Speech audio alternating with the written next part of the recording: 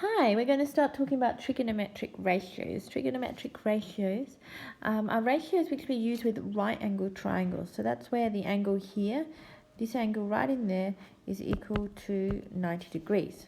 So that angle right there. Now we've got another little symbol here, that's the symbol theta, and that just represents an angle. So that's marking out that angle there. What we label our sides of our triangle as are opposite, adjacent, and hypotenuse. So we label the side opposite the angle theta as opposite. So we label that one the opposite. We label the one next to the angle theta adjacent, because that means next to.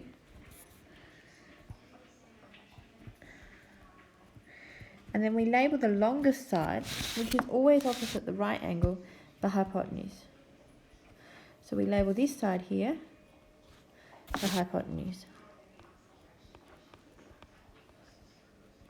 So that's how we start labeling our triangle.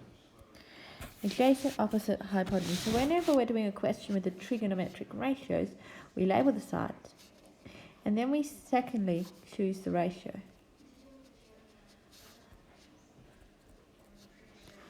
So our three ratios, we can commonly know them as SO, CA, and TOA.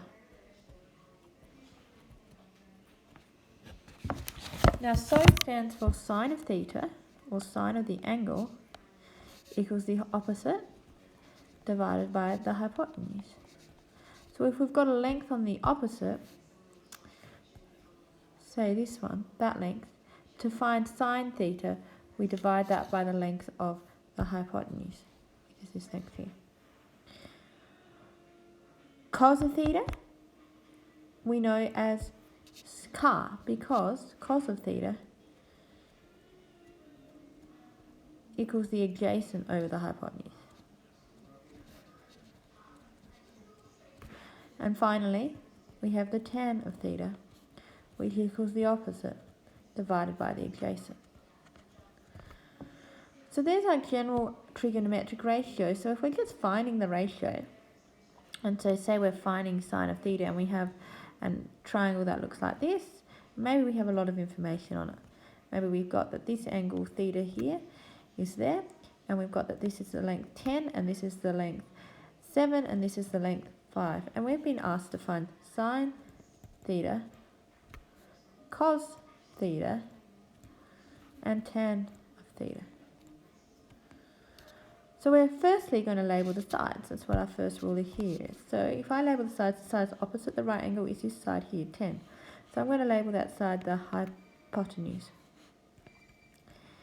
And then I'm going to find the side that's opposite the angle, and that's going to give me the opposite.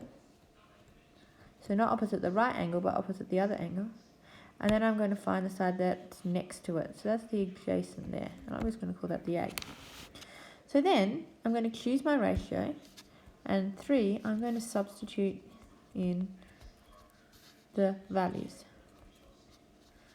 So if I'm doing sine of theta, that is going to equal the opposite divided by the hypotenuse.